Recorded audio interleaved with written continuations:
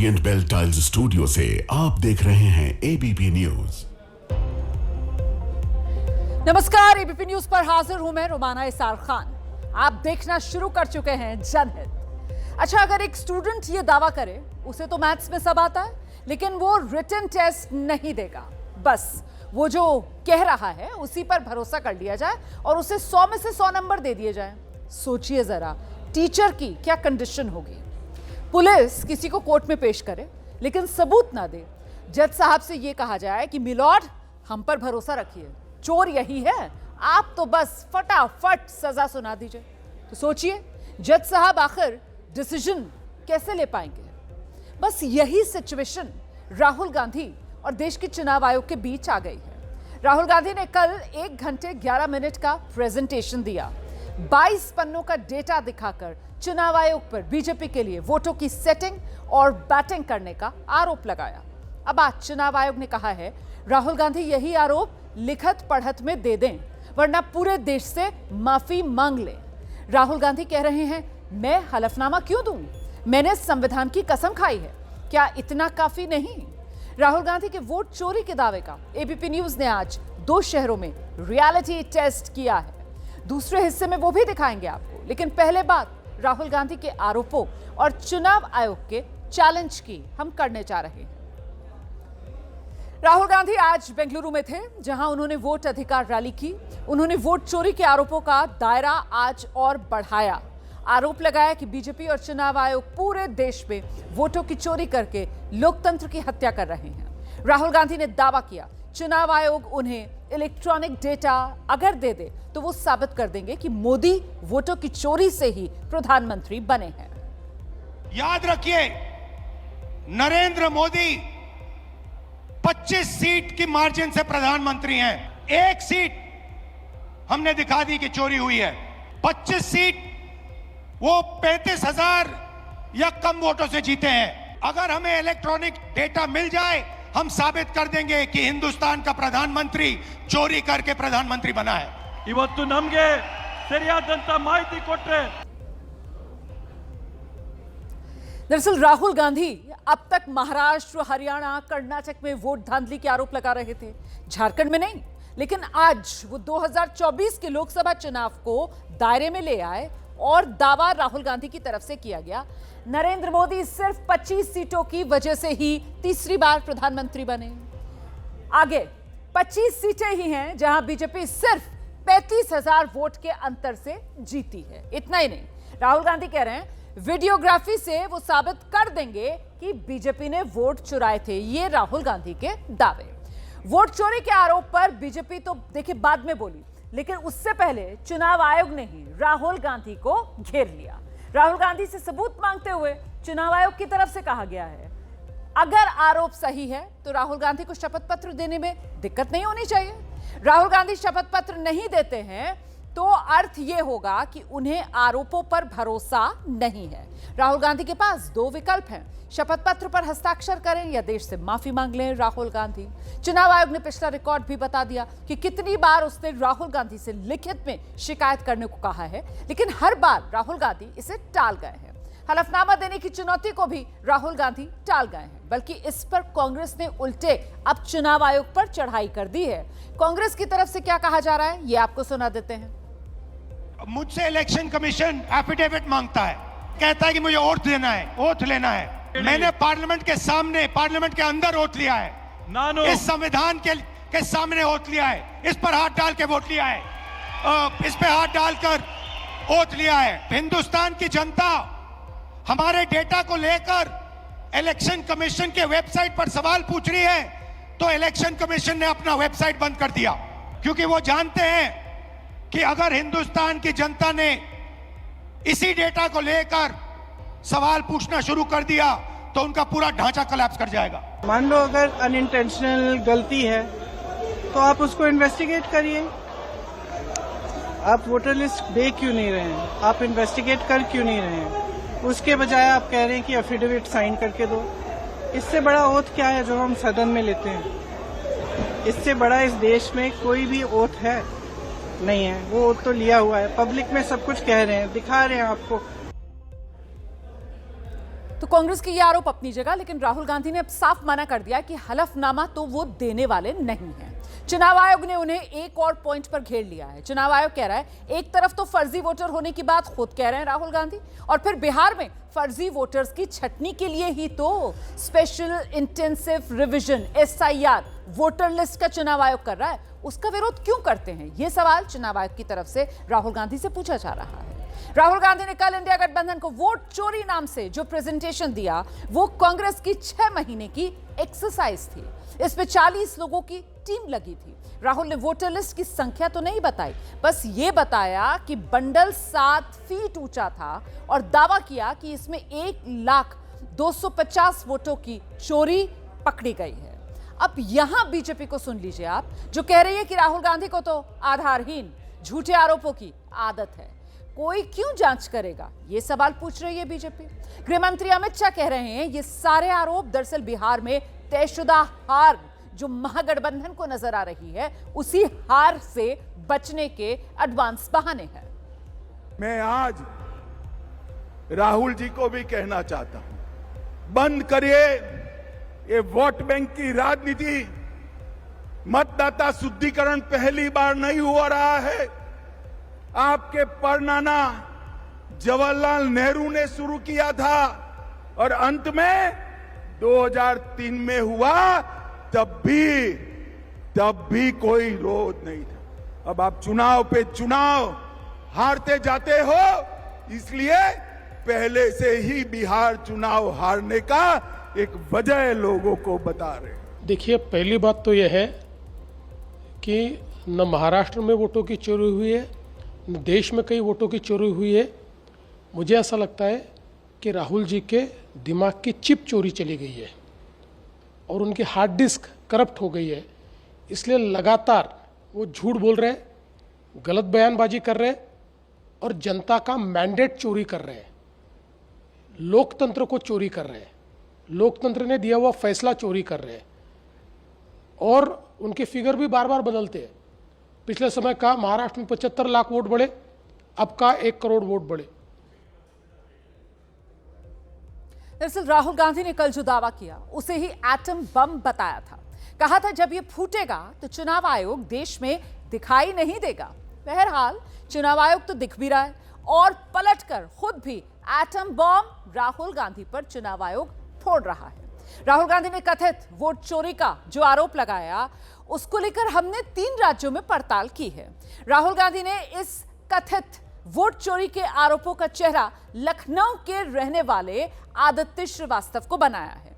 दावा यह किया गया कि आदित्य का नाम उत्तर प्रदेश, महाराष्ट्र, कर्नाटक के वोटर लिस्ट में है और 3 अलग अलग राज्यों में आदित्य ने वोट डाले हैं। अब राहुल गांधी का दावा और उसकी हकीकत क्या है?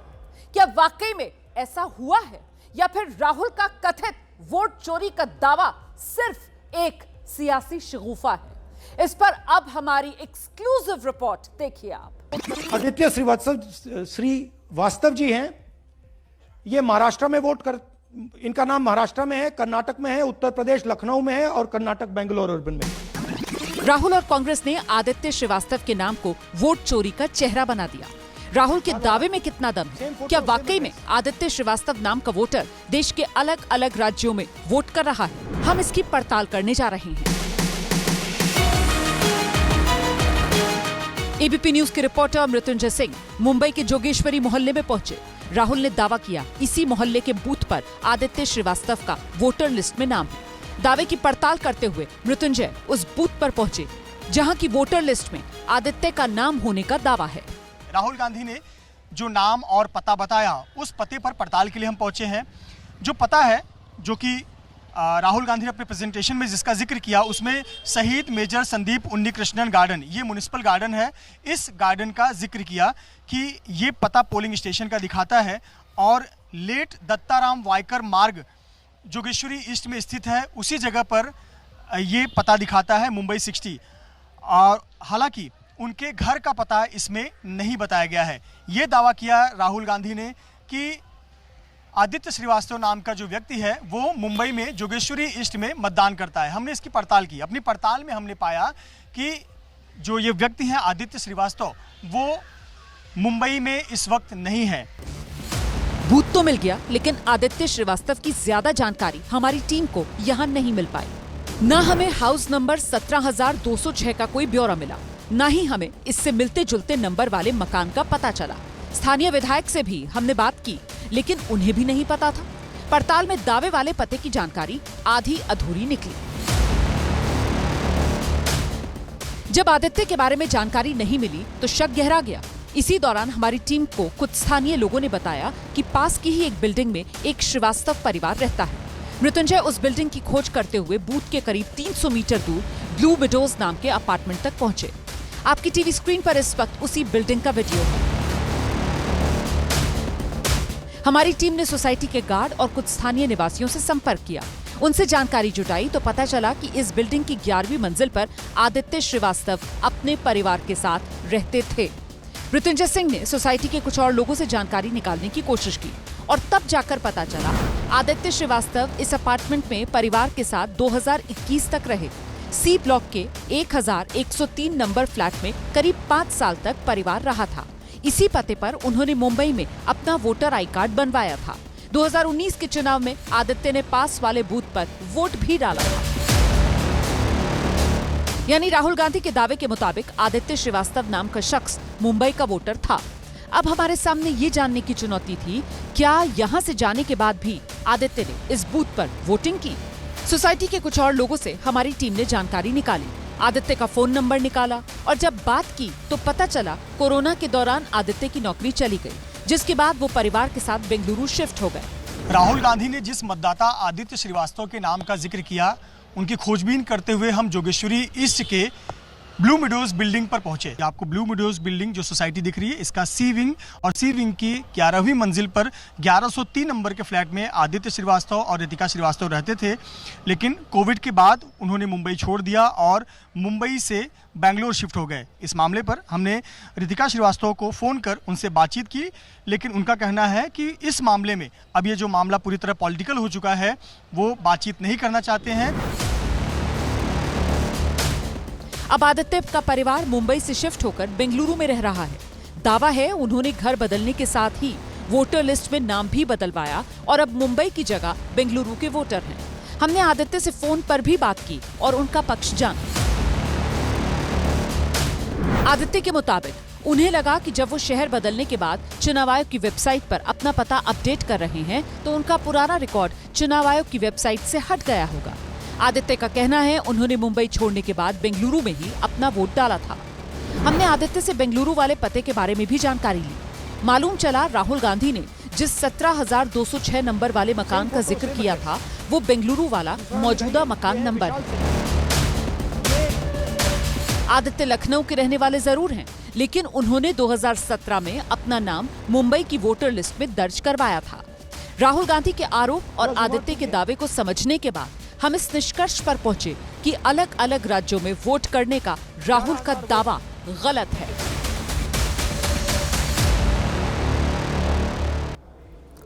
अब दरअसल कहानी यह है कि वोटर आई कार्ड का जो एपिक नंबर है, उसको इलेक्शन कमीशन की वेबसाइट पर हमने चेक किया। उसके मुताबिक उत्तर प्रदेश में वो एपिक नंबर FPP 6437040 का रिकॉर्ड मौजूद नहीं है। यही हाल हमारी पड़ताल में मुंबई में भी सामने आया, लेकिन बेंगलुरु में रिकॉर्ड में ये नाम मौजूद है और ये एपिक नंबर भी एग्जिस्ट करता है। लेकिन कहानी में अब एक और ट्विस्ट आया और वो ये है कि जब हमारी टीम ने लखनऊ में इसकी पड़ताल शुरू की तो फिर इनका घर भी हमें मिला और वोटर लिस्ट में इनका नाम भी हमें मिला। एपिक नंबर भले ही डेटा में ना दिखा रहा हो, लेकिन लखनऊ पूर्व सीट की जो वोटर लिस्ट है उसमें 630 नंबर पर आदित्य श्रीवास्तव का नाम अब भी दिख रहा है। हम इस वक्त आदित्य श्रीवास्तव के घर पर ही मौजूद हैं और सामने की जो तस्वीरें हैं आदित्य श्रीवास्तव के घर की तस्वीरें हैं। 19/812 इनका मकान नंबर है, जिसको लेकर के कल राहुल गांधी ने डुप्लीकेट वोटर की जो बात है वो कही थी और ये कहा था कि ये कर्नाटक में भी ये वोट करते हैं। इसके अलावा ये जो है मुंबई में भी वोट करते हैं, लखनऊ में भी वोट करते हैं। इस तरीके के जो आरोप हैं वो लगाए गए थे और इसको लेकर के जो जांच पड़ताल है वो की गई। तो हालांकि लखनऊ में जो वोटर लिस्ट है उसके आधार पर ये उनका एड्रेस अलग, जब हमने इनके परिजनों से बात करने की कोशिश करी तो यहाँ पर जब हमने घंटी बजाई तो यहाँ के जो यहाँ फ़िलहाल जो आदित्य हैं वो यहाँ नहीं रहते हैं, वो बेंगलोर में रहते हैं। उनके फादर की पिछले दिनों डेथ हो गई है और ये जो प्रॉपर्टी है आदित्य की, यहाँ पर अब ये मकान जो है वो रेंट पर दे दिया गया है। जो आदित्य श्रीवास्तव के नाम को लेकर के जो जिक्र है उसको लेकर के जब हमने इस पर पड़ताल की तो पता चला कि ये जो वोटर लिस्ट है आप देखेंगे तो 173 विधानसभा है, 173 लखनऊ विधानसभा है और ये 84 बूथ संख्या है। और उस पर अगर आप देखें तो सबसे नीचे ये 630 नंबर पर नाम आदित्य श्रीवास्तव, पिता का नाम SP श्रीवास्तव, मकान संख्या 19/812, आयु 39 वर्ष। ये आदित्य श्रीवास्तव जिसको लेकर के राहुल गांधी ने सवाल उठाया था। दरअसल आदित्य श्रीवास्तव के अलावा राहुल गांधी ने एक और आरोप लगाया था। बेंगलुरु के हाउस नंबर 35 को उन्होंने वोट चोरी का केंद्र बताया। राहुल गांधी के इस हाउस नंबर 35 मतलब हाउस नंबर 35 की हकीकत बता रही हैं हमारी सहयोगी पिंकी राजपुरोहित। बेंगलुरु की तंग गलियों वाला ये मोहल्ला महादेवपुरा विधानसभा में पड़ता है। राहुल गांधी के दावे की पड़ताल के लिए एबीपी न्यूज की रिपोर्टर पिंकी राजपुरोहित मुनि रेड्डी गार्डन की इसी गली में पहुंची। Here is house number 35. 80 voters live in this house. We sent people to check. They got beaten up. These 80 people live in this house. It's a single room house. Rahul Gandhi ने दावा किया कि एक ही 10 बाई 10 के मकान में 80 वोटर्स के नाम दर्ज हैं। पिंकी जब राहुल के दावे वाले हाउस नंबर 35 में पहुंची तो उन्हें छोटा सा कमरा मिला। मुश्किल से 3-4 लोग रह सकते हैं। तो क्या वाकई में राहुल ने जो दावा किया उसमें दम है? कोने में ब्लू रंग के 2 ड्रम रखे हुए थे, एक बल्ब, एक पंखा और दूसरी तरफ जमीन पर छोटा सा बिस्तर। पूछने पर मालूम चला कि इस कमरे में शुभांकर नाम का शख्स पत्नी और एक बच्चे के साथ महीने भर से रह रहा है। मैं ये इधर 1 महीने से रह रहा हूँ। थोड़ा प्रॉब्लम होता है, ये बारिश में पानी आता है, टॉयलेट में पानी जम जाता है, इसलिए शायद कुछ लोग इधर रेंट के लिए लेता था लेकिन वो शायद छोड़ देता है। मैं इधर ज़्यादा दिन रहूँगा भी नहीं, ठीक है, काम करके चला जाऊँगा। तो क्या वाकई में बेंगलुरु का ये कमरा नंबर 35 वोट चोरी का एक बड़ा केंद्र है? इस सवाल का जवाब खोजते हुए हमारी टीम को पता चला कि कहानी तो कुछ और है। असल में ये एक चौलनुमा मोहल्ला है। राहुल गांधी ने एक बड़ी प्रेस कॉन्फ्रेंस कर यह आरोप लगाया कि महादेवपुरा की असेंबली सीट में 35 नंबर घर में एक साथ 80 लोग रहते थे। इस वक्त हम एबीपी न्यूज जो है वो उसी 35 नंबर के घर पर मौजूद है और सबसे पहले आपको घर के भीतर ले चलते हैं। और ये जो आप देख रहे हैं ये मात्र एक कमरा यहाँ पर आप देख रहे हैं जहाँ पर 3 लोगों का भी सही से रहना जो है वो लगभग नामुमकिन के बराबर है। राहुल गांधी का ये दावा तो सही है कि एक ही मकान नंबर पर 80 वोटर के नाम दर्ज है, लेकिन एक कमरे में 80 लोग रहते हैं, ये दावा गलत है।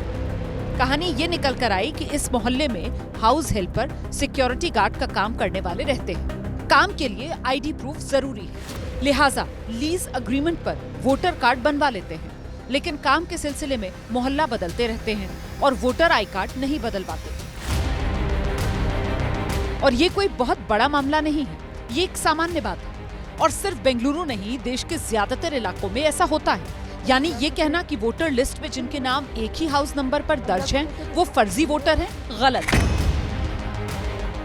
जब एबीपी न्यूज की टीम यहाँ पहुंची उसी वक्त बीएलओ मुनि रत्ना भी यहाँ पहुंची थी। उन्होंने यहाँ से जा चुके लोगों के नाम के आगे वोटर लिस्ट में शिफ्टेड का मार्क लगा दिया। ಆಗ ಅದೇ ಒಂದೇ ಮನೆಯಲ್ಲಿ ಒಂದೇ ಅಡ್ರೆಸ್ ಕೊಟ್ಟಿದ್ದು ಮಾಡಿಸ್ಕೊಂಡಿರ್ತಾರೆ। देखिए तो यहाँ पे इनका ये कहना है कि एक ही टाइम पर जो है कोई 80 लोग नहीं रह सकते हैं, अलग अलग टाइम पे जो है इन लोगों ने, क्योंकि कंपनी में काम करते हैं तो इन्हें अपने प्रूफ की जरूरत होती है और ऐसे में वोटर आईडी कार्ड जो जब अलग अलग समय में ये लोग रहे हैं यहाँ पे उन लोगों ने बनाए हैं, ना कि एक साथ 80 लोगों का।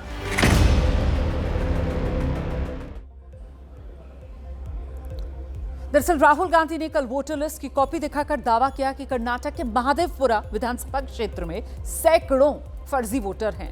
वोटर लिस्ट में उन्होंने 433, 434, 435 नंबर पर दर्ज जिन लोगों को फर्जी करार दिया, उन्हें एबीपी न्यूज की रिपोर्टर पिंकी राजपुरोहित ने आज खोज निकाला। आपकी टेलीविजन स्क्रीन पर ये वही 3 लोग हैं जिनका नाम उस वोटर लिस्ट में राहुल गांधी ने दिखाया था, जिसे फर्जी कहा था। वोटर लिस्ट में इन तीनों की तस्वीर साफ नहीं दिख रही थी और इसी के आधार पर राहुल गांधी ने इन्हें फर्जी वोटर की लिस्ट में गिन लिया था। अब इन्होंने अपनी सच्चाई खुद कैमरे पर आकर जाहिर की है। इससे पहले आप कहाँ रहते थे और कितने साल से यहाँ पर? पहले हम आगे रहते थे, विजयनगर रहते थे, वहाँ एक बार वोट दिया है। विजयनगर के बाद में हम महादेवपुरा आए। अभी नए एड्रेस में 6 महीना हुआ है हम लोग आए हैं, शिफ्ट करके आ गए हैं। तो अभी यहाँ का है, बीबीएमपी ऑफिसर को किसी को भेजिए या यहाँ कैंप लगाइए जो अपना नया वोटर कार्ड बनाए और पुराने वोटर को कैंसिल करवाए। आपके नाम के आगे जो एक छोटा सा फोटो देके बताया गया है कि इनवैलिड वोटर है, आपको उस इनवैलिड वोटर के लिस्ट में शामिल किया गया है। किस तरह से देखते हैं राहुल गांधी के इन आरोपों को? नहीं, हम लोग इनवैलिड नहीं है। आज हम लोग 12 साल से यहाँ पर रह रहे हैं बेंगलोर में। 12 साल हो गया है बेंगलोर में। विजयनगर आगे रहते थे, फिर महादेवपुरा रहे हैं, अभी यहाँ पर आए हैं। झूठे आरोप मत लगाइए, जो हकीकत है आदमी आपके सामने खड़ा है। जी, आप क्या कहेंगे जिस तरह से इनवैलिड वोटर की लिस्ट में आपका नाम डाला गया है? वो गलत है एकदम, हमारा एकदम असली है। आप क्या कहेंगी? नहीं, ऐसे आरोप नहीं लगाना चाहिए, पहले प्रूफ होना चाहिए उनके पास कि बस कि हाँ है या नहीं है। और राहुल गांधी के इस आरोप को भी चुनाव आयोग ने बेबुनियाद बताया है कि उनके सवालों से बचने के लिए ही उसने अपनी वेबसाइट बंद कर दी है। चुनाव आयोग ने राहुल गांधी के आरोपों को घिसा पिटा और नई बोतल में पुरानी शराब जैसा बताते हुए एक प्रेस नोट जारी किया है, जिसमें अपनी वेबसाइट का लिंक शेयर किया है और कहा है दोनों वेबसाइट्स चल रही हैं, कोई भी इन्हें ओपन करके चेक कर सकता है। अब आगे जनहित में बात करेंगे हम मंडल की सियासत के गढ़ बिहार में कमंडल की राजनीति के एक नए अध्याय की। अयोध्या में भगवान राम की जन्मभूमि पर भव्य राम मंदिर बन चुका है। इसके साथ ही बीजेपी का बरसों पुराना वादा पूरा हो चुका है और अब बारी मर्यादा पुरुषोत्तम भगवान श्री राम की अर्धांगिनी जगत जननी मां सीता के जन्म स्थान पर दिव्य मंदिर की है, जो बिहार में सत्ताधारी गठबंधन एनडीए का ड्रीम प्रोजेक्ट है, जिसकी आधारशिला आज रख दी गई है। चुनावी साल में इस मंदिर के शिलान्यास के राजनीतिक मायने भी हैं, हम उसे भी समझने की कोशिश करेंगे। लेकिन बड़ा सवाल तो यह है कि क्या सीता मंदिर से एनडीए को 2025 में भी बिहार की सत्ता का प्रसाद मिलेगा? इसका जवाब 100 दिन के भीतर भीतर देश के सामने होगा। फिलहाल आज देश के गृह मंत्री अमित शाह और प्रदेश के मुख्यमंत्री नीतीश कुमार ने सीतामढ़ी जिले के पुनौरा धाम में भव्य और दिव्य मंदिर का शिलान्यास किया। पूरे विधि विधान से शुभ मुहूर्त में मां जानकी की जन्मस्थली पर विशाल मंदिर के लिए भूमि पूजन हुआ। इस मंदिर का ऐलान केंद्र की मोदी और राज्य की नीतीश सरकार वैसे काफी पहले कर चुकी थी और आज इसे जमीन पर उतारने की पहली ईंट रख दी गई है।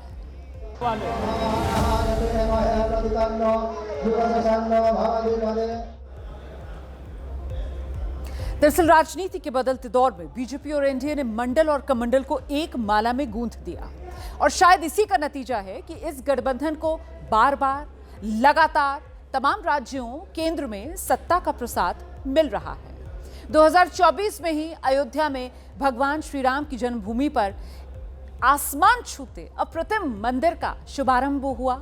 बावजूद इसके पिछले लोकसभा चुनाव में 2014 के बाद बीजेपी का प्रदर्शन सबसे कमजोर रहा था। फिर भी बीजेपी अपने धर्म मार्ग से डिगी नहीं और आज सीतामढ़ी में सीता मैया की जन्मस्थली पर भी अद्वितीय मंदिर का शिलान्यास किया गया है, जिसके पूर्ण निर्माण की समय सीमा 11 महीने तय कर दी गई है, जो बनने के बाद कुछ इस तरीके का दिखेगा, इतना ही भव्य और दिव्य। सीता मंदिर भगवान राम की स्मृतियों से जुड़े केंद्रों को जोड़ने वाले रामायण सर्किट का हिस्सा है। जिन लोगों को नहीं पता उन्हें बता दूं मैं, बिहार के सीतामढ़ी शहर से 3-4 किलोमीटर दूर एक छोटा सा गांव है, नाम है पुनौरा, जिसे पुनौरा धाम के नाम से जाना जाता है। पौराणिक मान्यताओं के मुताबिक माता सीता का जन्म इसी इलाके में हुआ था। ये कहानी ज्यादातर लोग जानते होंगे कि कैसे राजा जनक ने अपनी प्रजा को अकाल से मुक्ति दिलाने के लिए यहाँ हल जोता, जो जमीन से मां जानकी प्रकट हुई। और ऐसे में राजनीति के मोदी युग और धार्मिक पुनर्जागरण के इस दौर में अयोध्या के राम मंदिर की तर्ज पर पुनौरा धाम में माता सीता के मंदिर निर्माण की अहमियत काफी बड़ी है, क्योंकि साल चुनावी भी है और ऐसे में इसे संयोग के साथ साथ राजनीतिक प्रयोग भी मानने से इनकार तो नहीं किया जा सकता, जो इस मंदिर शिलान्यास के अवसर पर गृह मंत्री अमित शाह की बातों से खुलकर जाहिर भी हुआ है। पूछने आया हूं मिथिलांचल वाले ने, मोदी जी ने आतंकवादियों को जवाब देना चाहिए या नहीं देना चाहिए? अरे जोर से बोलो, देना चाहिए नहीं देना चाहिए? ऑपरेशन सिंदूर करना चाहिए या नहीं करना चाहिए? ये लालू एंड कंपनी को मालूम नहीं है, ये नरेंद्र मोदी की सरकार है, भारतीय जनता पार्टी और एनडीए की सरकार है। यहां पर देश की सुरक्षा के साथ खिलवाड़ करने का किसी को अधिकार नहीं है। तेजस्वी यादव जी को पूछने आया, आपके पिताजी और माताजी का कई साल शासन रहा, गुंडाई करने के अलावे, गैंग चलाने के अलावे, अपहरण फिरौती के अलावे मिथिलांचल के विकास के लिए क्या किया, इसका हिसाब दीजिए। लालू प्रसाद यादव जी, कुछ किया हो तो यही मैदान में आकर जरा बता दीजिएगा। अब इस पे तो कोई शक नहीं है कि बिहार के चुनाव प्रचार में सीता मंदिर का मुद्दा जोर शोर से उठेगा और ऐसे में इस पर क्रेडिट वॉर शुरू हो चुकी है। उनके मंदिर के जीर्णोद्धार के लिए उस समय के पर्यटन मंत्री और उप मुख्यमंत्री तेजस्वी प्रसाद यादव जी ने बड़ी राशि दी थी। आज तो राजनीति करने यार अमित शाह जी भूमि पूजन कर रहे हैं, बिहार के लोग नहीं है क्या? राम मंदिर बना तो हम लोगों का मानना है मिथिला में वो अधूरा है जब तक सीता का मंदिर नहीं बनता। मिथिला के लोग सियाराम बोलते हैं, सियाराम का मतलब है पहले सीता तब राम। जन्म तो उनका यहाँ हुआ, राजधानी जनकपुर में थी जो नेपाल में, जो देश में नहीं है, नेपाल में। पूरे इस एरिया में इसका एक बहुत बड़ा लोगों का एक आस्था से जुड़ा हुआ जगह है, तो बहुत ऐतिहासिक दिन है उस हिसाब से। अब सवाल यह है कि सीता मंदिर से 2025 के चुनाव में एनडीए कितनी सीटें साधने में कामयाब होगा। माता सीता की जन्मस्थली पुनौरा धाम बिहार के मिथिलांचल इलाके में आता है। इस मंदिर का असर मिथिला ही नहीं बल्कि तिरहुत प्रमंडल पर भी पड़ सकता है और ऐसे में इन दोनों ही इलाकों में पिछले चुनाव का ग्राफ देखना जरूरी हो जाता है। तिरहुत कमिश्नरी यानी उत्तर बिहार रीजन 6 जिले आते हैं। तिरहुत में विधानसभा की कुल 49 सीटें आती हैं और इनमें से 33 एनडीए और 16 महागठबंधन के खाते में गई थी पिछले विधानसभा चुनाव में। मिथिलांचल रीजन यानी दरभंगा कमिश्नरी, इसमें आते हैं 3 जिले। दरभंगा जो प्रमंडल है वहां विधानसभा की कुल 30 सीटें हैं और इन 30 सीटों में से 22 एनडीए के खाते में हैं, 8 महागठबंधन के पास हैं। इस तरीके से इन दोनों ही इलाकों को आप एनडीए का गढ़ मान सकते हैं। और अब जनहित में आगे बढ़ेंगे, अगली खबर का रुख करेंगे। बात करने जा रहे हैं दिल्ली की, जहां मामूली विवाद में एक शख्स की हत्या कर दी गई। हत्यारे 2 सगे भाई हैं और मृतक मशहूर अभिनेत्री हैं हुमा कुरैशी, उनके चचेरे भाई आसिफ कुरैशी हैं। क्या वाकई छोटे मोटे विवाद में इस वारदात को अंजाम दिया गया या फिर पीछे की असली कहानी कुछ और है? आइए एक रिपोर्ट देखते हैं।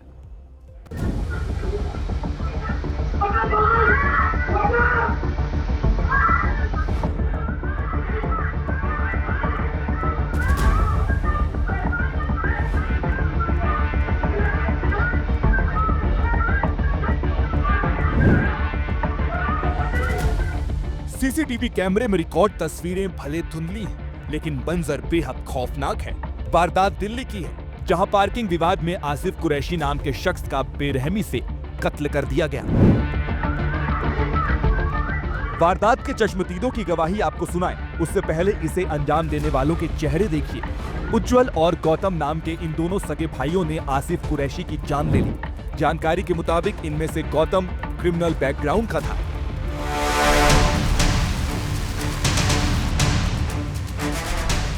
दिल्ली के भोगल इलाके में यह हत्या हुई। सीसीटीवी फुटेज इस बात की गवाही दे रही है कि पहले कहासुनी हुई, फिर आरोपियों ने आसिफ की पिटाई शुरू कर दी। इस दौरान उसके सीने में कोई नुकीला हथियार भी घोंप दिया गया, जो जानलेवा साबित हुआ। सिर्फ गाड़ी के ऊपर विवाद हुआ, उन्होंने बोला कि यहाँ से गाड़ी हटा दे। मतलब ये आसिफ के घर के सामने? हाँ, उसने गाड़ी नहीं हटाई, उसने बोला तेरे बाप की जगह, उल्टी सी गाली बकी बहुत ज़्यादा हैं जी। उसी बात पे विवाद बढ़ता चला गया और वहाँ वो दोनों भाई उसके चिपट गए। देखिए, दिल्ली में पार्किंग को लेकर हिंसक विवाद आए दिन बढ़ते जा रहे हैं। पहले भी कई बार इसी वजह से हत्याएं हो चुकी हैं। दिल्ली पुलिस के मुताबिक 2021 में पार्किंग से जुड़े हिंसक विवाद की 2413 शिकायतें मिली, जो 2022 में बढ़कर 3367 हो गई। 2023 में तो शिकायतों का यह आंकड़ा 7000 को पार कर गया। 7328 शिकायतें सामने आई हैं, यानी 3 साल में आप कह सकते हैं मामला तिगुनी शिकायतों तक पहुंच गया। अब पार्किंग संकट ये सिर्फ हिंसक झगड़ों तक सीमित नहीं है, बल्कि दिल्ली में अवैध और गलत तरीके से पार्किंग भी एक बहुत बड़ा मुद्दा है। तभी तो सिर्फ 2024 की अगर बात की जाए तो दिल्ली में 4.79 लाख चालान अवैध या गलत पार्किंग की वजह से ही काटे गए थे। हकीकत तो यह है, जगह की कमी या फिर नियमों की अनदेखी की आदत से लाचार लोग कहीं भी गाड़ी खड़ी कर देते हैं, जिससे न सिर्फ ट्रैफिक जाम होता है बल्कि हादसे और हिंसा की ये घटनाएं भी सामने आती हैं। इसीलिए सवाल यह है कि दिल्ली में पार्किंग के इंतजाम है नहीं, या फिर ये मुसीबत हद से ज्यादा दिल्ली में गाड़ियों की संख्या की वजह से सामने आ रही है। क्योंकि दिल्ली में कुल 79.46 लाख वाहन हैं। इनमें 20.71 लाख कार्स हैं, जीप्स हैं, करीब 53 लाख मोटरसाइकिल हैं, स्कूटर हैं, 1172 एम्बुलेंसेज हैं, 93,654 ऑटो रिक्शा, 83,278 टैक्सियां, 33,294 बसेस, 1.19 लाख अन्य यात्री वाहन हैं और 2,74,000 सामान ढोने वाले वाहन हैं। इसके अलावा देश की राजधानी में हर दिन करीब 1500 नए वाहन रजिस्टर हो रहे हैं। दिल्ली में पार्किंग की स्थिति बेहद चिंताजनक। अनुमान के मुताबिक पूरे शहर में सिर्फ 1.5 लाख पार्किंग के स्थान हैं, जबकि वाहनों की संख्या इसके मुकाबले आपने देख ही लिया कई गुना है। बढ़ते वाहनों और सीमित जगह और कमजोर बुनियादी ढांचे की वजह से दिल्ली की सड़कें, दिल्ली की गलियां पार्किंग को लेकर जंग के मैदान में तब्दील हो जाती हैं। अब आगे बात करेंगे अब वर्ल्ड पॉलिटिक्स की और वर्ल्ड पावर की। स्क्रीन पर मैं आपको दिखाने जाऊंगी कैसे अमेरिकी राष्ट्रपति डोनाल्ड ट्रंप, देखिए आप, मेरे एक तरफ अमेरिकी राष्ट्रपति डोनाल्ड ट्रंप आपको नजर आएंगे, अकेले खड़े हुए हैं, और दूसरी तरफ आप देख रहे हैं प्रधानमंत्री नरेंद्र मोदी और रूस के राष्ट्रपति व्लादिमीर पुतिन और शी जिनपिंग की तस्वीरें। दरअसल आज का ये विश्लेषण दुनिया में तैयार होते दिख रहे इसी नए वर्ल्ड ऑर्डर पर आधारित है। और मैं ये क्यों कह रही हूं, इसकी 2 बड़ी वजह है। पहली, आज रूस के राष्ट्रपति पुतिन और प्रधानमंत्री नरेंद्र मोदी की फोन पर बातचीत हुई, और दूसरी, प्रधानमंत्री नरेंद्र मोदी की संभावित चीन यात्रा, जिसका खुद चीन ने जोरदार ढंग से स्वागत किया है। यहां मैं कुछ खास तस्वीरें भी अब आपको दिखाने जा रही हूं। रूस के राष्ट्रपति व्लादिमीर पुतिन और हमारे एनएसए अजीत डोभाल की मुलाकात हुई है, तो डोनाल्ड ट्रंप के तो कान खड़े हो गए। डोनाल्ड ट्रंप ने भारत को 50% टैरिफ का खौफ दिखाकर 100% चैलेंज दिया ताकि भारत उसके दबाव में आ जाए। लेकिन अब बारी भारत के जवाब देने की है। गुरुवार को पुतिन से अजीत डोभाल की मुलाकात हुई। इस बीच प्रधानमंत्री मोदी ने पुतिन को भारत आने का न्योता दिया और राष्ट्रपति पुतिन ने भारत आने का न्योता स्वीकार कर लिया है। अब यह यात्रा अहम क्यों है, ये जरा समझिए आप। 2022 में शुरू हुआ यूक्रेन रूस युद्ध, और उसके बाद ये पुतिन की पहली भारत यात्रा होगी। जाहिर है डोनाल्ड ट्रंप को यह अच्छा तो नहीं लग रहा होगा। डोनाल्ड ट्रंप भारत को रूस से तेल न खरीदने को लेकर लगातार दबाव बना रहे हैं। 2021 में पुतिन आखिरी बार भारत आए थे और तब भी भारत और रूस पे 4 घंटे के भीतर 28 समझौते हुए थे। दोनों देशों के बीच सालाना 2,53,000 करोड़ रुपए ट्रेड का टारगेट रखा गया था। 2024 में प्रधानमंत्री मोदी खुद भी 2 बार रूस जा चुके हैं। यानी भारत ट्रंप के दबाव में बिल्कुल नहीं है। प्रधानमंत्री मोदी कई मौकों पर साफ बताते आए हैं, दुनिया में भारत की भूमिका बदल रही है। दुनिया को नए वर्ल्ड ऑर्डर की जरूरत है। आज दुनिया नए वर्ल्ड ऑर्डर की तरफ बढ़ रही है। भारत का सामर्थ्य और भारत की भूमिका बहुत तेजी से बदल रही है। डोनाल्ड ट्रंप जो है वो शांतिदूत बनने के चक्कर में सबसे बड़ी महाशक्ति का स्थान को खो न दें कहीं, ऐसा लग रहा है। और अब किसी एक देश का दबदबा भी कायम नहीं रह सकता, इस तरीके की भी तस्वीर दुनिया में उभर रही है। मैं आपको याद दिला दूं, दूसरे विश्व युद्ध के बाद बनी व्यवस्था में अमेरिका और सोवियत रूस शक्ति के दो सबसे बड़े केंद्र थे। लेकिन 1990 के आते आते अमेरिका वर्ल्ड ऑर्डर का एकमात्र बॉस बन गया। चीन ने भी पिछले 25 साल में आर्थिक तरक्की कर महाशक्ति का रूप ले लिया है और अब इस रेस में भारत अपनी ताकत का एहसास करा रहा है। $4 ट्रिलियन की इकोनॉमी के साथ हम चौथी बड़ी आर्थिक शक्ति बन चुके हैं। यानी यह तय है कि वर्ल्ड ऑर्डर अब बदल रहा है, दुनिया बदल रही है। इसीलिए आज डोनाल्ड ट्रंप शक्ति प्रदर्शन करने का मौका नहीं छोड़ना चाहते। कोई मौका ऐसा वो गंवाना नहीं चाहते हैं। अपने दूसरे कार्यकाल के 200 दिन पूरे करने पर आज वो अपनी पीठ खुद ही थपथपा रहे हैं।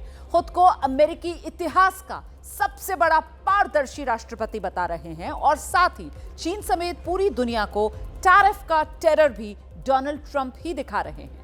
शांतिदूत बनने की इसी कोशिश में डोनाल्ड ट्रंप राष्ट्रपति पुतिन से मुलाकात करने वाले हैं और आज आर्मेनिया और अजरबैजान को घर बुलाकर शांति समझौता भी तो करवा रहे हैं डोनाल्ड ट्रंप। लेकिन हर दिन एक समान होता नहीं है। वर्ल्ड ऑर्डर नया आकार ले रहा है। भारत और रूस की मजबूत दोस्ती के बीच प्रधानमंत्री मोदी के शंघाई सहयोग संगठन यानी SCO समिट में 31 अगस्त से लेकर 1 सितंबर के बीच मौजूद होने की खबरों ने डोनाल्ड ट्रंप के माथे पर बड़ी लकीरें खींच दी हैं। 2020 में गलवान तनाव के बाद प्रधानमंत्री मोदी चीन की पहली बार यात्रा करने वाले हैं और अगर भविष्य में RIC यानी रूस, भारत और चीन की ये तिकड़ी बनने में कामयाबी मिल जाती है तो ये न सिर्फ ब्रिक्स और SCO की ताकत को और बढ़ाएगा बल्कि अमेरिका समेत वेस्टर्न वर्ल्ड को एक कड़ी चुनौती भी दे सकता है। साफ है, भारत अब दुनिया की धुरी बनने की राह में है और ट्रंप को ये पच नहीं रहा है। अब आगे खबरों में आगे बढ़ते हुए बात करेंगे जरा सा धराली में जो आपदा आई उसी की। 80 घंटे से ज्यादा का वक्त बीत चुका है लेकिन सड़क से धराली पहुंचना अब भी माउंट एवरेस्ट की चढ़ाई चढ़ने जितना मुश्किल है। गंगोत्री उत्तरकाशी राजमार्ग पर लैंडस्लाइड का खतरा अभी भी बरकरार है। गंगनामी में सड़क का पुल बह गया, वैकल्पिक सड़क के लिए भी लंबा वक्त लगेगा। धराली की तबाही को दिखाने के लिए ABP न्यूज संवाददाता बलराम पांडे ऊंची ऊंची पहाड़ियों, घने घने जंगलों, दुर्गम रास्तों को पार करते हुए मिशन धराली के लिए निकल पड़े। ये एक्सक्लूसिव रिपोर्ट देखिए आप।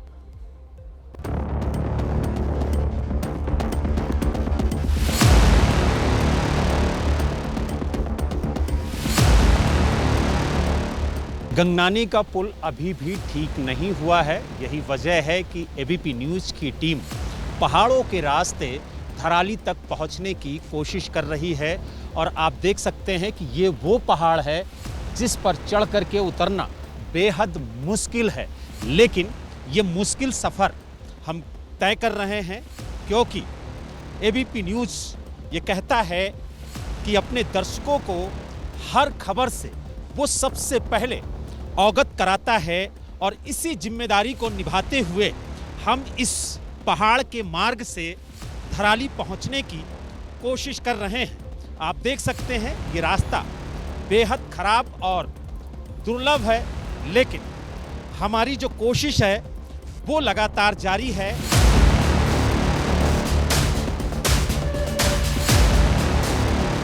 आप देख सकते हैं कि पूरी जो सड़क है वो बह गई है। पहाड़ का सहारा लेकर के मैं निकलने की कोशिश कर रहा हूं क्योंकि ये रास्ता बेहद दुर्लभ है।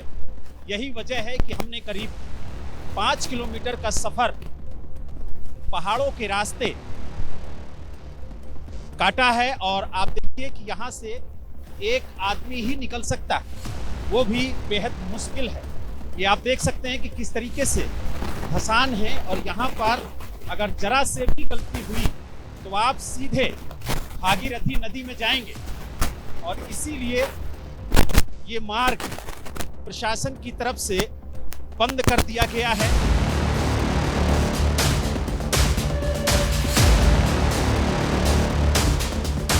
बालकंडार में मौजूद हैं और यहाँ पर करीब 500 मीटर जो सड़क है वो वॉश आउट हो गई है और आप देख सकते हैं कि जो लोग आपदा में फंसे हुए थे वो किस तरीके से जान जोखिम में डालकर आपको बाहर निकलते हुए नजर आएंगे।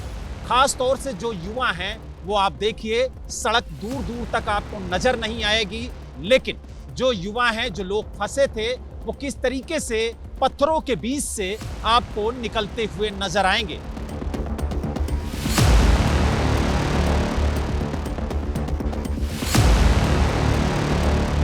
कितने दिनों से आप लोग फंसे थे? हम फंसे थे 4-5 दिन से, बाकी आज निकले हैं। हेलीकॉप्टर से आ रहे थे हम, मौसम खराब हो गया, फिर पैदल ही निकल पड़े। हर्षल के रहने वाले हैं। कब से फंसे थे वहाँ पे? हो गए 4-5 दिन हो गए। हाँ, हमारा होटल था धराली में, वो सब बह गया। हाँ, हम बुरी कंडीशन में फंसे थे धराली यहाँ हर्षल में।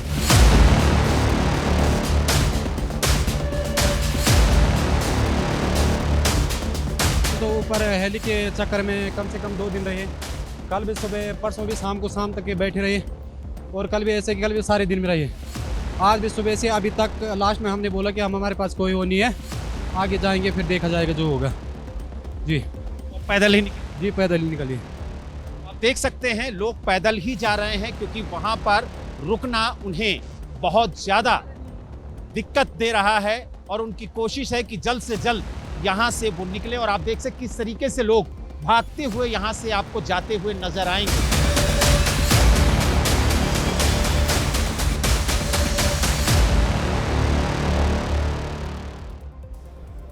और आइए अब देखते हैं आज का जनहित मंत्र। तूफानों से भरे समंदर में, विकराल लहरों पे, अपनी मन की कश्ती पे संभले चलो, चले चलो।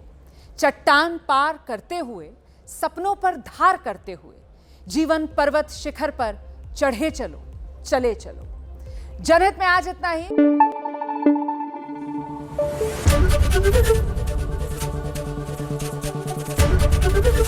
एबीपी न्यूज आपको रखे आगे।